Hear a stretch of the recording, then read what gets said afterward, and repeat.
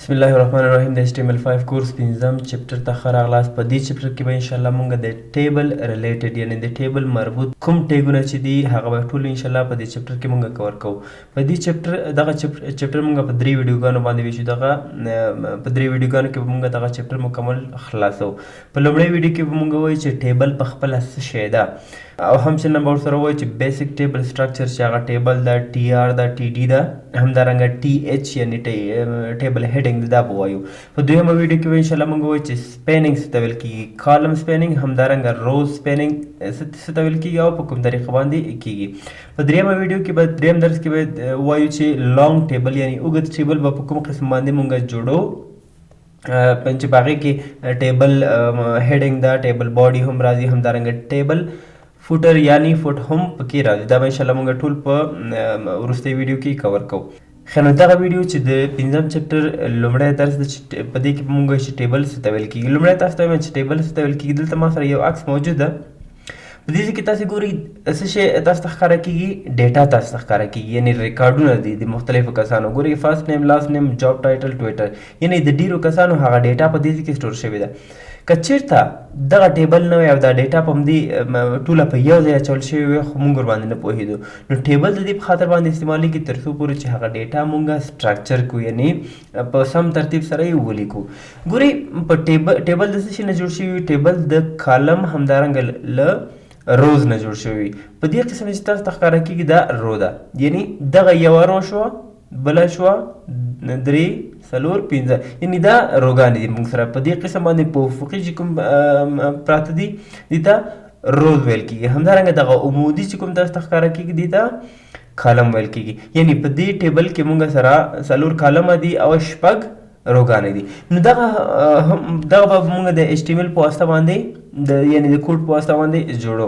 زه راځم ویژوال سټوډیو کوډ ته چې انشاءالله تاسو بیا هغلته په عملي ډول باندې وګورئ. ما سره ویژوال سټوډیو کوډ تیار اوپن ده. په دې کې مونږ هغه مخکې چې کوم کار کړی و هغه فایل ما سره موجود ده. زه داسې کوم چې راځم فایل ته، فایل کې نیو فایل اخلم. په دې کې ورته نوم ورکوم ټیبل. وښیي زه به دا لومړی سیف کوم. دا په کوم ځای کې سیف کېږي؟ ګوره 4م چپټر ده. زه راځم دلته یو فولډر جوړوم چپټر 5. په دې کې زه نوم ورته ورکوم table1.html. ښه دا فایل موږ سره سیف شو. زه راځم اوس هغه د HTML هغه بیسیک کوډ انسرټ کولو لپاره زه ایکسکلیمیشن مارک لیکم او دا انټر کوم. ټایټل کې ورته زه نوم ورکوم چپټر 5 فرست ویډیو. ښه نو مونږ به خپل کوډ په کوم ځای کې کوو؟ په باډي کې به یې کوو. زه به دا لږ زوم کړم. ګورئ د ټیبل د جوړولو لپاره مونږ تر ټولو لومړی ټیګ لرو د ټیبل په نوم باندې. ګورئ کله چې ټیبل ولیکم دا به مونږ سره په خپله کلوز شي. یعنی کله چې تاسو ټیبل جوړوئ نو دا ضروري ده چې تاسو باید د ټیبل ټیګ ولیکئ. ښه په دې کې مونږ کله چې غواړو چې یو رو جوړه کړو د هغې لپاره مونږ TR لرو. صحیح؟ ګوره TR مې ولیکه دلته په خپله کلوز شو. نو کله چې مونږ په یو رو کې مونږ بیا کالم جوړو نو د هغې لپاره مونږ څه شی کوو؟ د TD څخه استفاده کوو. یعنی اوس په دې ځای کې مونږ سره څه شی جوړ شو؟ ټیبل جوړ شو. په ټیبل کې ما یو رو جوړه کړه او یو کالم ما پکې جوړ کړ. نو که چېرته دا سیف کړم او همدغه فایل په براوزر کې زه اوپن کړم، زه راځم دا به ما سره تیار سیف وي. دلته راځم په دې کې دې ته او دا اوپن کوم. ښه ګورئ دلته مونږ ته هېڅ هم نه ښکاره کېږي. ته نه هغه ټایټل چې مونږ دلته ولیکه هغه به مونږ ته راښکاره کېږي.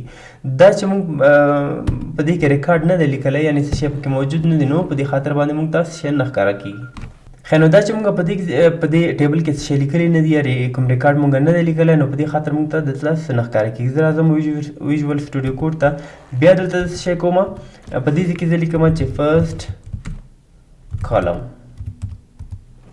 اوس څه کوم؟ سیف کوم. یا سیف کولو څخه وروسته به زه راشم دلته دا به ریفرش کوم. ګورئ اوس مونږ ته بیا هم هېڅ نه ښکاره کېږي یعنې ته نه هغه ټیکس مونږ ته راښکاره شو. د دې لپاره باید مونږ څه شی وکړو؟ په دې ځای کې باید مونږ ولیکو چې مونږ یو د ټیبل یو اټریبیوټ لرو بورډر. زه ورته ورکوم چې 2 پکسل یعنی 2 پکسله بورډر ورته ورکړه. اوس راځم ریفرش کوم. ګورئ مونږ ته بس ښکاره کېږي دا یو کالم به موږ ته ښکاره کېږي. ښه زه څه شی کوم بیا راځم دلته یو بل کالم جوړوم. دا به زه کاپي کوم دلته پیسټ کوم. اوس راځو براوزر ته ریفریش کوم. ښه شاید سیف شوی نه سیف کوم. ګورئ بل کالم هم موږ سره جوړ شو په دې شکل باندې. همدارنګه زه کولی شم چې دغه زه کاپي کوم دې ځای کې پیسټ کوم بل هم پیسټ کوم سیف کوم یې براوزر ریفریش کوم. موږ ته به 4 کالم به موږ سره جوړ شي. په دې ځای کې زه څه شی کوم دلته ورته لیکم چې SL name F name یعنی فادر نیم زه پوره ولیکم. همچنان دلته به زه ولیکم چې جاب. دا سیف کوم. اوس به وګورو په کوم شکل باندې موږ ته ښکاره کېږي. په دې شکل باندې موږ ته ښکاره کېږي. نو زه غواړم چې یو بل رو جوړه کړم. د بل رو جوړولو لپاره به تاسې له دې څخه لاندې راشئ بل TR به ولیکئ او د دې په منځ کې به تاسې کالمونه جوړوئ. نو دلته به څه شی کوئ ګورئ یو به ورکوئ ولې چې د دې مخامخ باید څه شی راشي د دې لاندې باید څه شی راشي یو راشي. همدارنګه زه بیا بله TD جوړوم. دلته باید څه شی ولیکل شي نوم ولیکل شي. ګورئ د دې مقابل کې باید دا ولیکل شي د دې لاندې. بیا زه کوم بل TD جوړوم د دې په منځ کې لیکم چې ولی الله. ښه نو دا به چېرته راځي دا به د دې مقابل کې یعنې د دې لاندې به راځي. بل TD زه جوړوم. TD یعنې موږ سره څه شی ده کالم ده. د دې په منځ کې زه څه شی لیکم چې ویب ډیولپر یعنې د هغې د وظیفه یې لیکم. سیف کوم یا سیف کولو څخه وروسته به موږ راشو براوزر ته. براوزر زه ریفریش کوم. اوس به موږ ته څه شی ښکاره کېږي د دې لاندې ګورئ SL یعنې اوله شماره کې اول ریکارډ کې موږ سره څوک موجود ده بلانکی احمد. پلار نوم یې څه شی ده ولی الله. جاب یې څه شی ده ویب ډیولپر. نو په دې شکل باندې موږ کولی شو د همدغه کاپي کوم زه دا یو ریکارډ چې موږ جوړ کړ دا زه کاپي کوم پیسټ پیسټ پیسټ. اوس زه څه کوم زه راځم ریفریش کوم. اوس به موږ سره څه ښکاره کېږي ګورئ هغه کسان به زیاتېږي. نو دا چې موږ باید دې کې نور ریکارډونه واچو د هغې لپاره څه کوم دلته راځم دا 2 دا به 3 کم دا 4 کو او دلته لیکم چې شینواري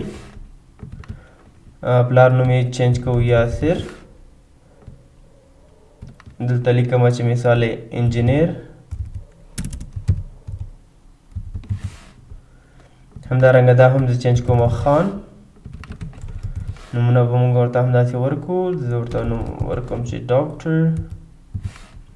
دا به هم موږ چینج کړو چې سبحان.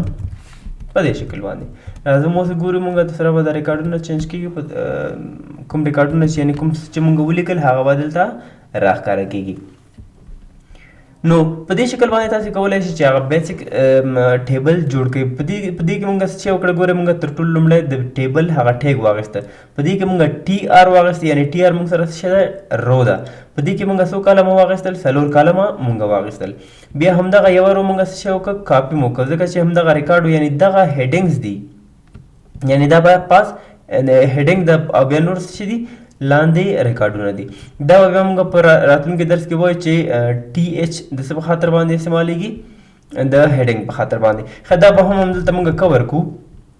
دلته څه کوم دې نه پاس راځم یو TR جوړوم یعنې رو جوړوم. د دې په منځ کې زه TH اخلم یعنې ټیبل هیډینګز واخئ ټیبل TH.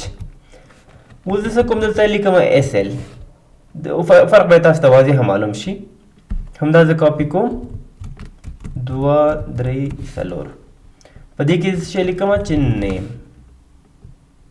دلته څه لیکم فادرز نیم. همدارنګه دلته څه لیکم جاب. زه دا سیف کوم. اوس به موږ ته فرق معلوم شي. ما دا هم پرېښود په خپل حال باندې چې تاسو ته معلوم شي. زه راځم دا ریفریش کوم. اوس وګورئ دغه ټیبل هیډینګ یعنې TH چې موږ ولیکه د دې هغه فانټ یې بولډ شو یعنې اوس به معلومیږي چې دا څه شی دی هغه هیډینګ ده. نو موږ کولی شو دغه لاندې برخه یې د لاندې چې کوم موږ ریکارډ جوړ کړی یا رو موږ جوړه کړې دا زه لرې کوم ورڅخه راځم ریفریش کوم یې اوس به مونږ ته